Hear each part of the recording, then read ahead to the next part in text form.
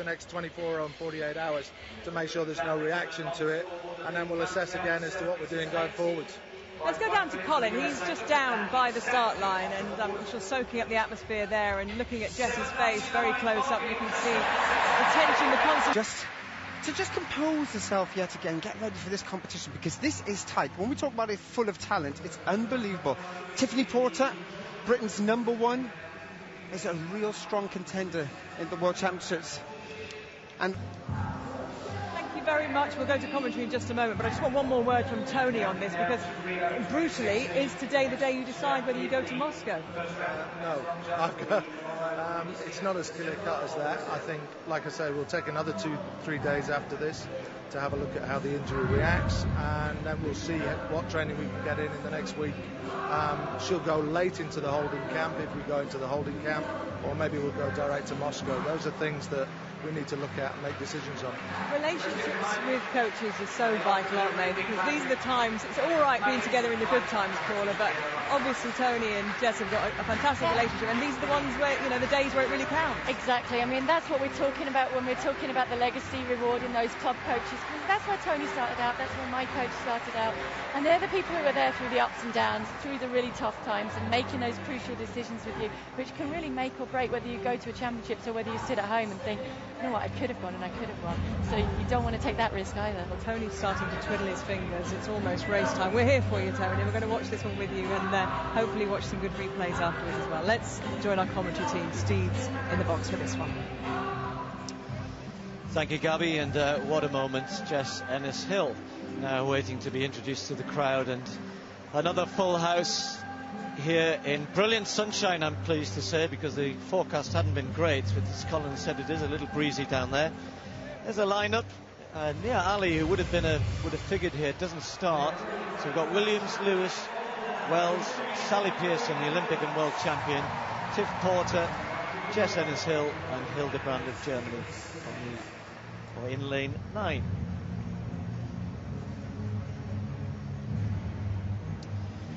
Well, this event really is one of the most competitive events in the world, the 100-metre hurdles for women. Shemaine Williams made the semi-finals at the Olympics last year.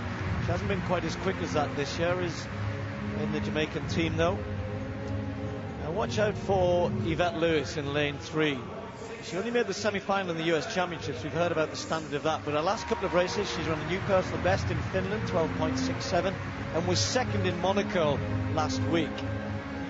Kelly Wells, the Olympic bronze medalist. What a great race it was last year, but as Colin just mentioned, despite running 12.54, she didn't make the team, was 4th in their trials. Talking about people coming back from injury, the world and Olympic champion Sally Pearson still trying to find her best form. Her first race back after her hamstring injury was a good one in Ostrava, but has struggled to come on from that. Normally Tiff Porter, you'd say Britain's #1 hurdler, when heptathletes aren't taking part, that is, but Tiff has had a pretty good solid season so far. She is the UK champion. Lane 7 empty, and let's listen to the roar for Jessica Ennis-Hill.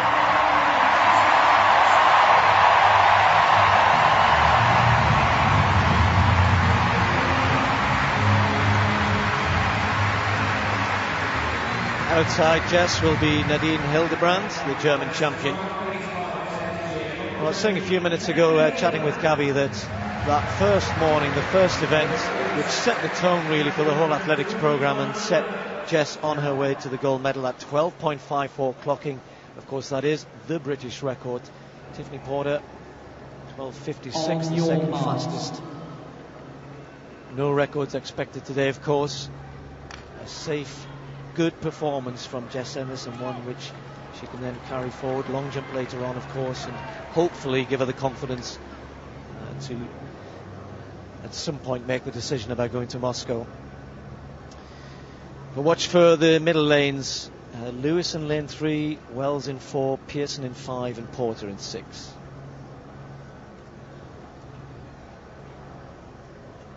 Set. pretty good start from Kelly Wells, and Pearson right alongside her. Jess wants to pick out of the blocks. Tiffany Porter trying to get into this, but Sally Pearson, where she won the gold medal last year, coming back to some form. Tiffany Porter pushing her close. It's going to be Pearson though, wins it from Porter, then Wells. Jess Ennis might have got in for fourth or fifth, very close. 12.65 the winning time. That's much better from Pearson than we've seen probably in the last 2 or 3 races where she hasn't finished well. She finished that really well this time. Solid performance from Jess. I'm sure she'll be happy to have come through that. Looks like a smile on her face. Obviously not thinking about the problems. And look how much that means to Sally Pearson. A season's best for her. I said she ran well in her first race back in Ostrava. Hasn't really managed to move on from that until today. So she may well be able to go with some confidence towards those championships and defend her world title. Well, a nation's favourite coming back from injury, but not Jessica Ennis-Hill, but Sally Pearson, and Australia will be very happy about this because she has had her problems, and very impressive season's best it was. And for Ennis-Hill, as she is now known, I think you see the smile at the end. It's not about the time, it's about competing, getting in there, and she finished strongly.